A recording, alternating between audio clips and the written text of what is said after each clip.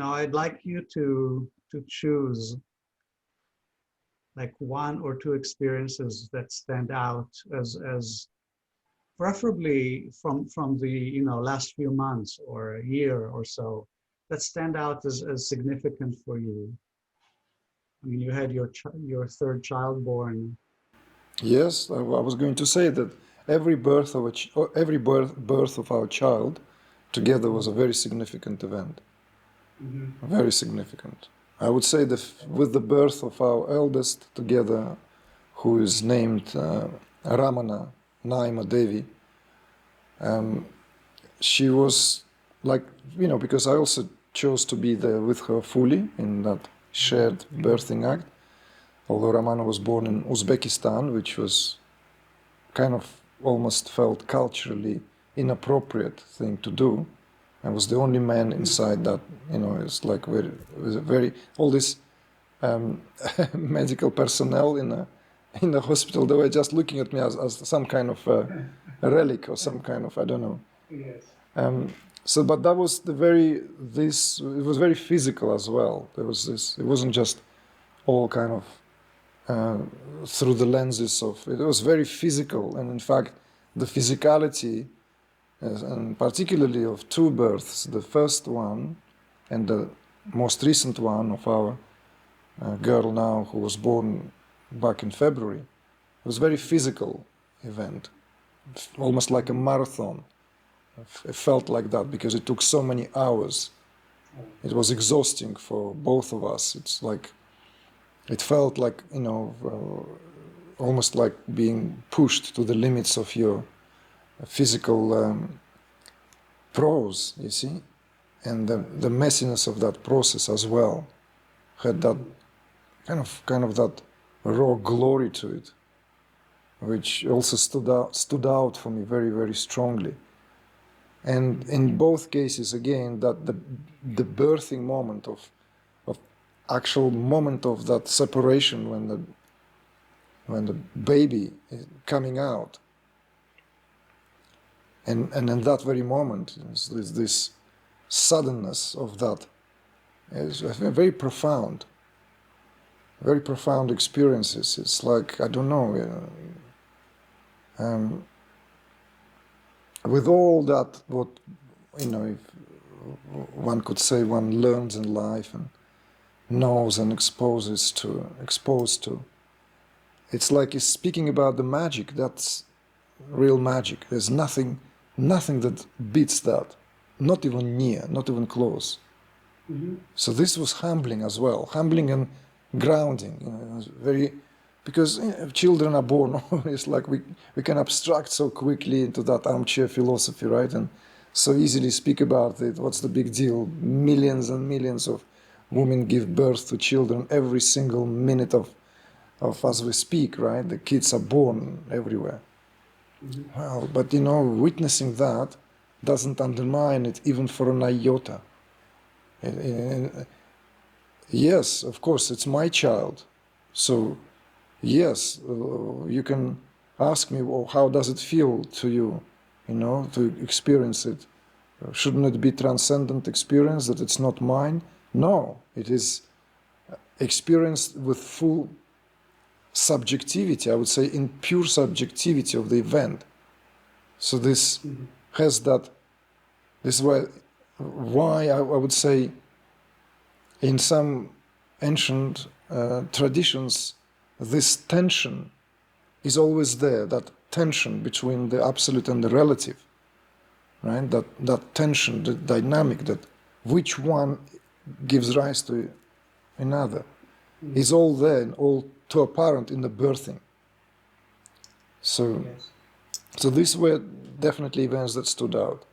When our son was born, it was more, I would say, euphoric event. Kind of, it was almost different in that sense. And it was very emotional for me. When we were in England, in Oxfordshire, in a small, teeny little kind of private-looking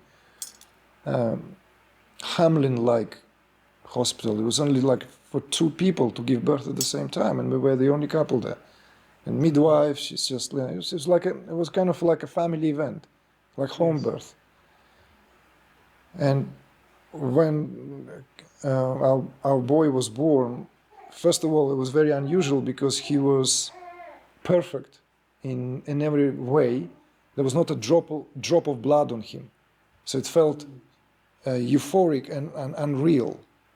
And he was also almost like iridescent. He was very white, like a Pandava, like this clan of Pandu in Bhagavad Gita, because and the midwife gave the boy to me straight away, like very like soon as he was born, she held him, "Here, father," and I held him, and in that very moment, it was very overwhelming emotional experience. So it's something that I learned about. A lot of things that cannot be learned in any other way.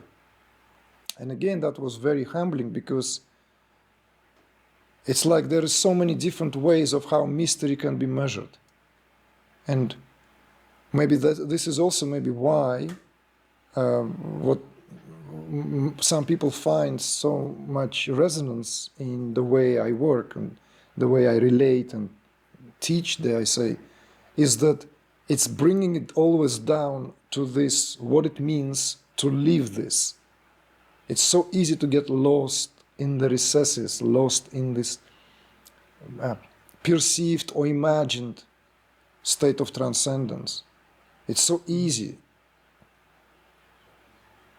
And so could be confusing, where mystery is so present in the simplicity of this physicality of the experience. So of course the childbirth was like an extraordinary experience in every respect. Well, when you say it's extraordinary, are you saying that it can only what you experienced in that situation, you never experienced in any other situation, nothing like it or nothing quite like it? Or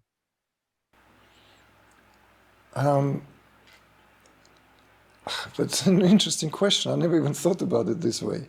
I never even thought how can that be compared to anything. Well, like birthing of anything, of course, it's the subtlety. It's just rawness, maybe the rawness of the fact that it happened. It's happening and it happened, you see? And it's also accompanied, because the childbirth is it's not a walk in a park, and my wife consciously chosen to go through a natural birth, not induced in any way. So it's like she's like this, in my view, she's a hero. Like she really like this tribal ancient woman who met the pain knowing that this is her duty. You see, with all that, what, sometimes they were like, come on, let's just do something. And so it's not just all, because it also that wasn't like popped out, some say, oh, the child just popped out and, and it wasn't like that. It was intense. well, I think I asked you this because I witnessed quite a lot of childbirth as a medical student, and even though they were not my children, I had a taste of what you're talking about. And I had similar experiences when I saw people dying in war. The sense of awe in the face of the miracle of birth and death. So that's kind of that's where my question came from. Yes. I'm glad that you brought this up because it would be only half the story if we talk about the birth as that extraordinary experience without mentioning that what happens when the soul's departure, when that prana, life force, leaves the body. And even when it's left the body, there's still this something is there. in being experienced something, because there's this, I do have this and carry this with me very deep. I don't tend to talk about it very often, even with close to me people, because it's a kind of a territory which not everyone willing to experience or willing to share, not and B, not everyone is capable of sharing, because our culture is such that speaking about death is accompanied by certain psychological conditioning, taboos, and I don't want to talk about it on the superficial level, nor do I want to talk about it on a casual level. But I've witnessed that losing friends very early on, even as a child, and later, and as a teenager, and later. And saying goodbye to my mother, which I was not there physically present, is something that still wants to be expressed in some ways. I don't know, maybe I will do it in a form one day, in some form, in the form of a cinema, in a form. But if you were to ask me what was, other than the birth of the daughter now at the age of 54 this year, what would be the most standing out of all the events, that was to lose my mother right in the time when I was teaching a retreat, between two retreats in fact. I was in California in 2016, and my mother was in Costa Rica under the care of this wonderful family where we've left her, and maybe we would go and revisit and spend some time. But my mother had dementia, and it was progressive. For 7 years I was with her before I left her with that family. And this lady came around, she was like this God-sent angel. I even shared bedroom with my mother, not with my wife, for those 7 years, because I had to be with her all the time. And yet I wasn't there when was the time for her to go.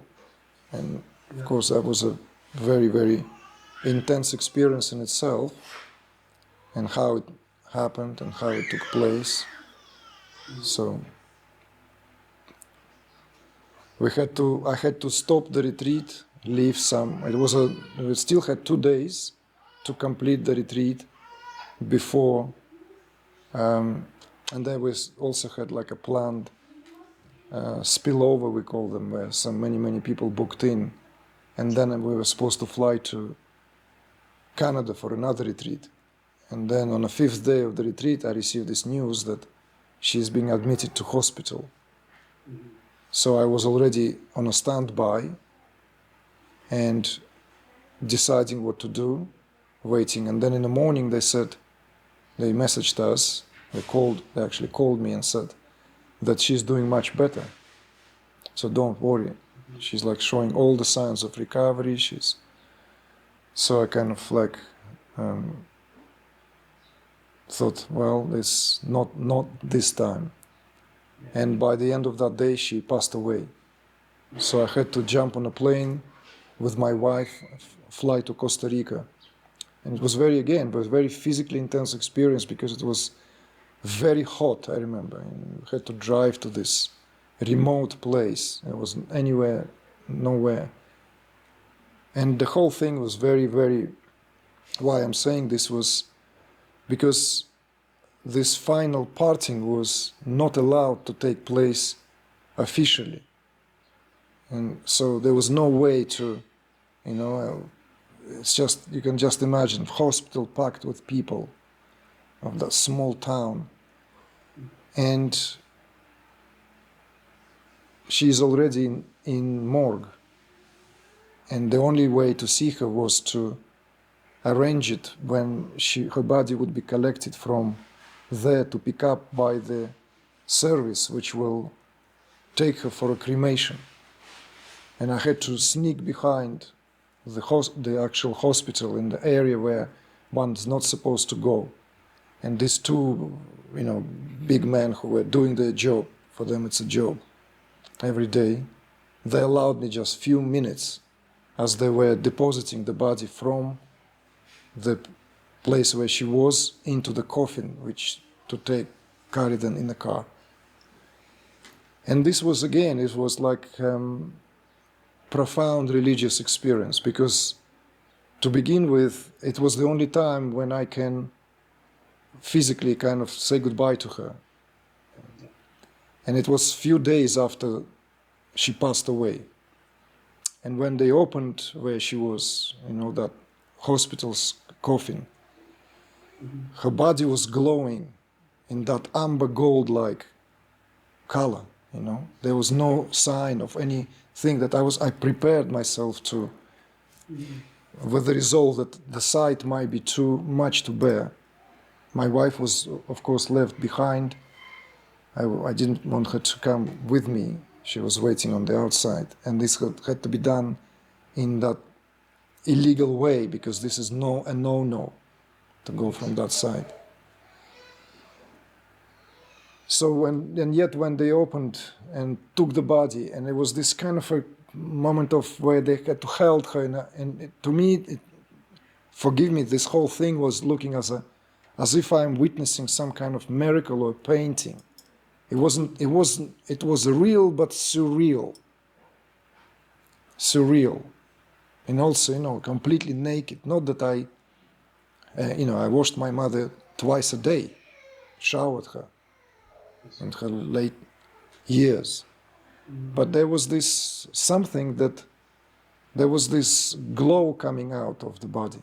There was this, definitely that perceivable sense of something, My mother was in a very exceptional state of consciousness, according to people who were around her, because although dementia was progressive, she had tremendous peace, and that very serene, she was emanating that serene energy. People would even come, they would, where she lived and with that family, and they would just sit down next to her, and just to sit down for a few minutes, speak to her in Spanish, which she would not understand, or just hold her hand and move on, whatever they would be doing. I'm not trying to say anything here which could be misunderstood or understood in any of the ways that I'm trying to kind of make it more into what it was. But that's how I've experienced it. Yeah. And so, this is something that was very profound, very moving as well. I don't think there was anything as moving as that in my whole entire life. So, and maybe it will help if I add that I was the only child, and my mother brought me along, so there was a strong bond between us. Very strong karmic, not an easy one. So that's definitely something that stands out. Yeah. Well, thank you very much for sharing this, and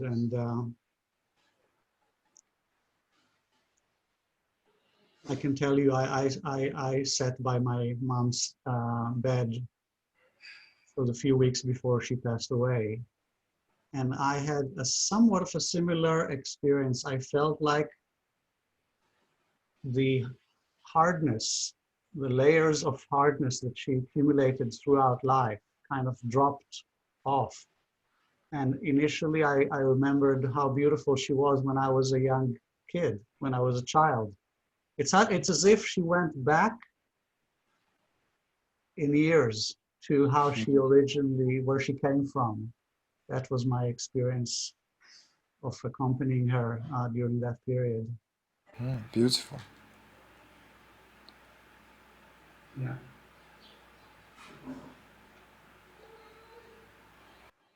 Just need a moment to breathe.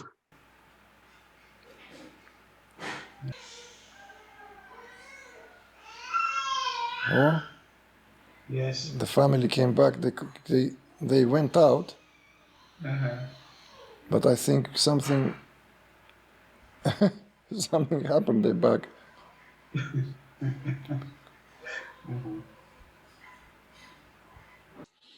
Do you, what's your wife's name?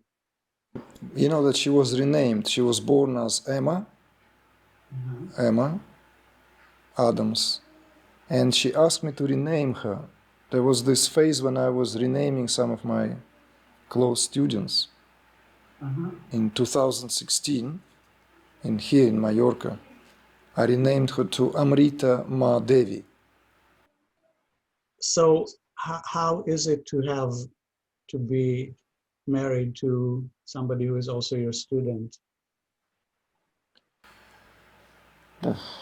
It's an interesting question, because it's not all that straight cut. You see, because to begin with, I don't think, it's not that I don't think, she was not at all fully aware that there was this apprenticeship-like a relationship in the start. She was much more ballsy and much more audacious, even in her 28th year when we've met. And I kind of like didn't want to create any, like I wanted her to experience this relationship and be in this relationship for what it was. So that was withdrawn in me. You see, that whatever as a principle, whatever as that principle that may come out much more acutely when there is a rapport established in this way, would be always in the background. So in the first years, it was not at all like that, at all. So in a way, it was like, those completely years where I was incognito, like I was living touch, I would say, playing maybe even, playing in a not in a sinister way.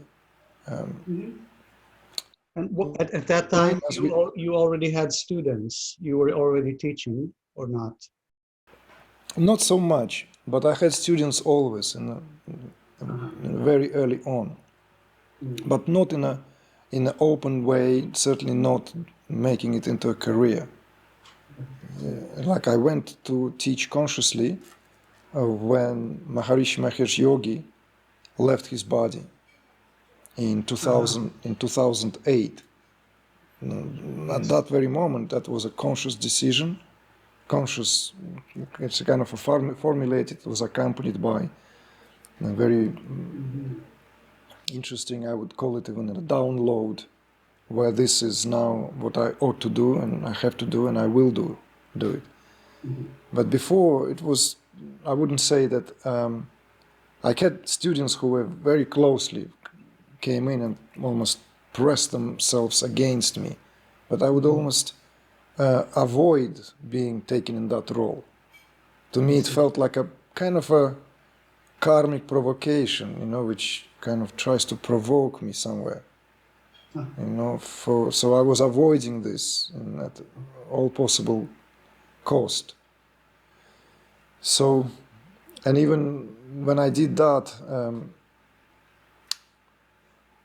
people thought that well, that's the, teaching itself. So it's like you can't You can't win. you can't win. So, but then something happened with her own maturity and with the way that maybe relationship matured, when she witnessed how other people react and being in my presence. I think this was a very decisive factor where she went into that, what I would call critical years. There wasn't all that easy, because there was a lot of fights against it. It will be coming and going, like I am and I'm not, I am and I'm not. You see, like acknowledging then withdrawing from that. Like kind of, well, because it's a relationship. So in that relationship, there is none of us had precedent. in that.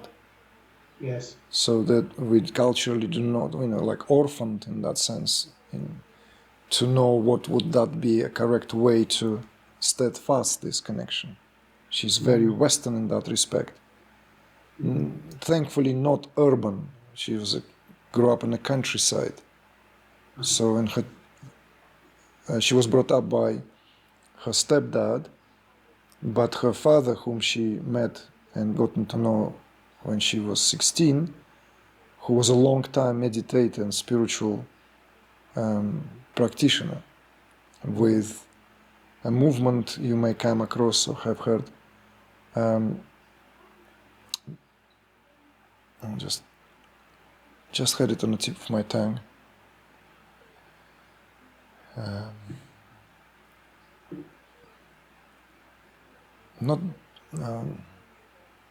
Not Bihar yoga, no, it's totally different. They have this female guru who passed away. She was like very, very old, daddy junkie. Brahma Kumaris. Brahma Kumaris, thank you, yes. Because they called BK as a TM, as a BK, and I didn't want to give it a BK, so I wanted to try to remember. Yeah, so her dad was Brahma Kumari, and so she took her to the ashram to India. So she was introduced to that world quite early on, but not to say that she was practicing Brahma Kumari, but she knew of the existence of that. So to her, when we've met, there was some ground. Otherwise she was very, very different, and many of people who knew me were very surprised. Some of them thought it's absolutely impossible because we embody such different universes. You see. Okay. But many of my students know, because it's been shared in private times, that when I saw just like when we've met, I was untying my bicycle from being locked outside the shop, and she was already about to hop on hers, as I just passed my eyes from that kind of earthly up to the vertical dimension. In that very instant, I knew that she's going to be the mother of my children in that fraction of a second. And it was kind of bizarre realization at the time. It's like I got, oh gosh, I must be getting sort of what like. What do I say now? Yeah. So.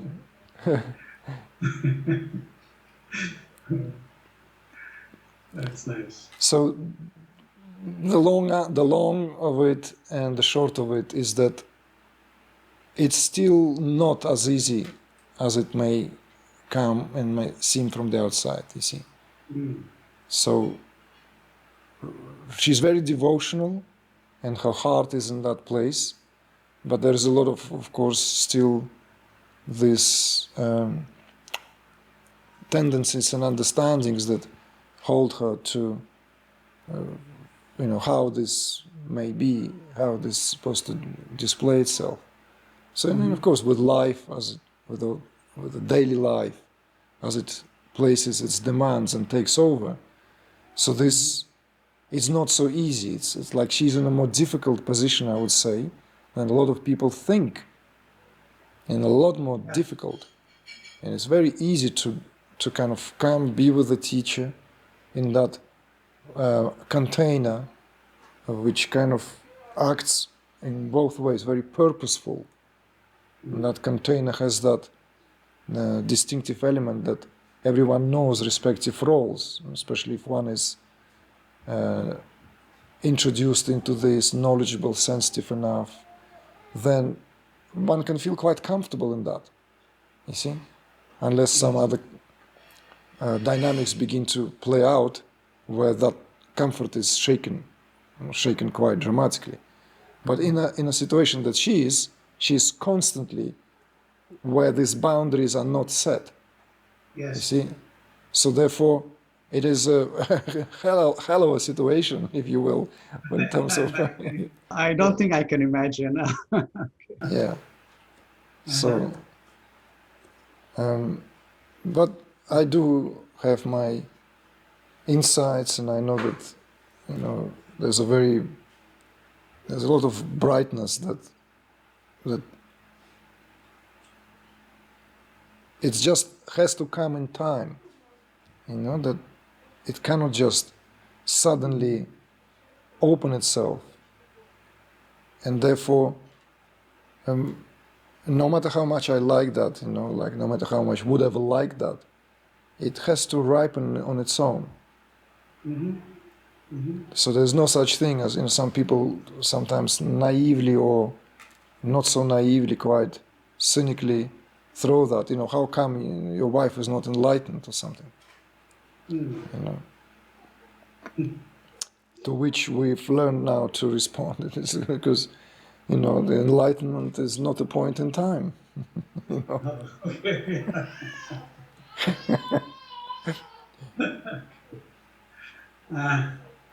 Well, how do you, in terms of educating your children, do you feel that you educate them in a way that is different than, other people in terms of more spiritual, or does your being a spiritual teacher and your history, is it expressed in a direct way toward your children? I can imagine it's expressed indirectly, but is it expressed more directly? You should ask them. I think that would be more, I hope I'll have a chance. in the most direct way possible. Okay.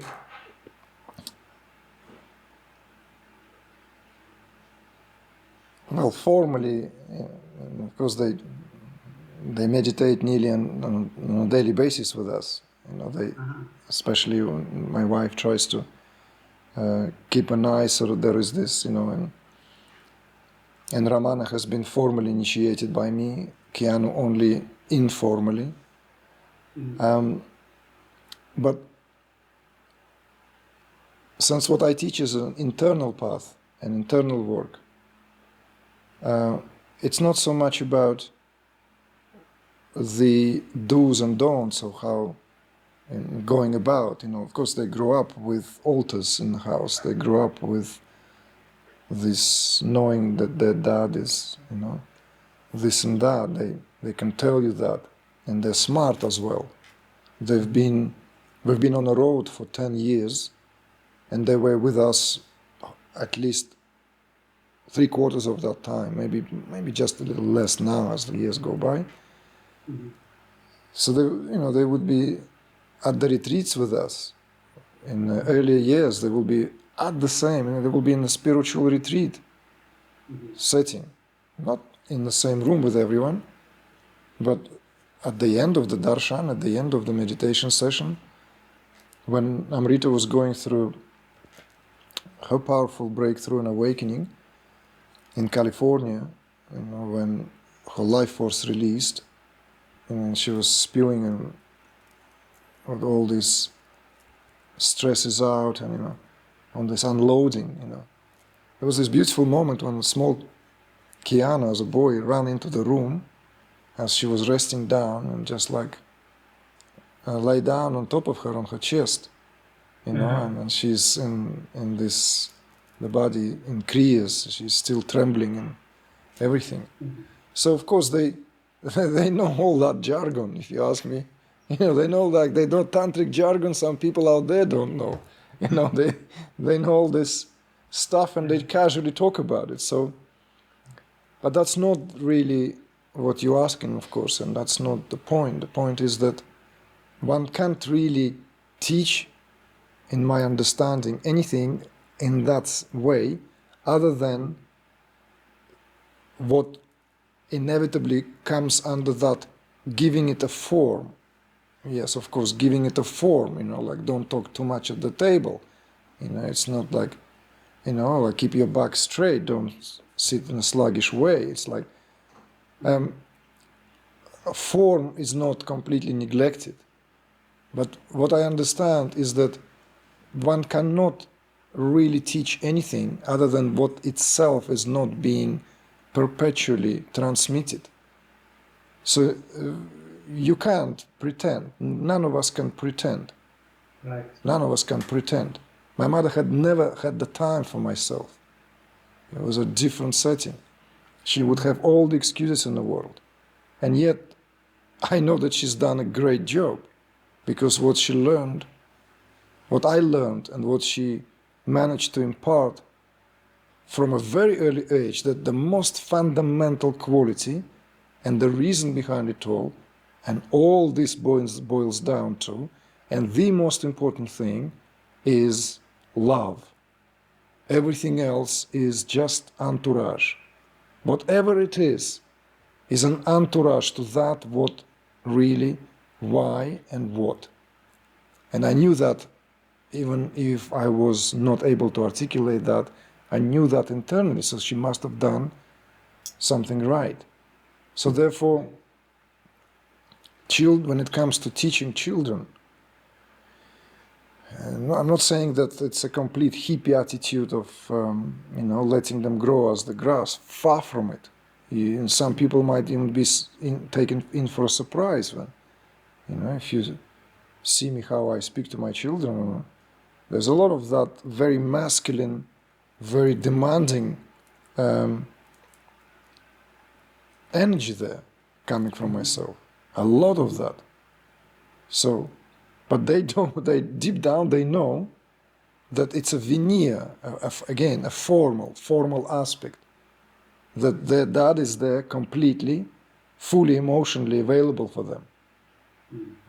And that is the most important thing, what happens in their emotional development. So this is, to me, the emphasis here is not so much in the IQ and how they will, but how connected they are, in other words, that emotional intelligence.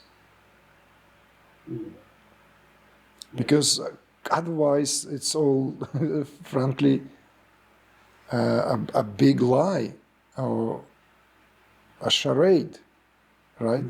What would be this role, knowing very well that when they grow up they would have to go and begin the process of rehabilitation, because that's what everyone does when they realize that really what is to reclaim here and what is of real value.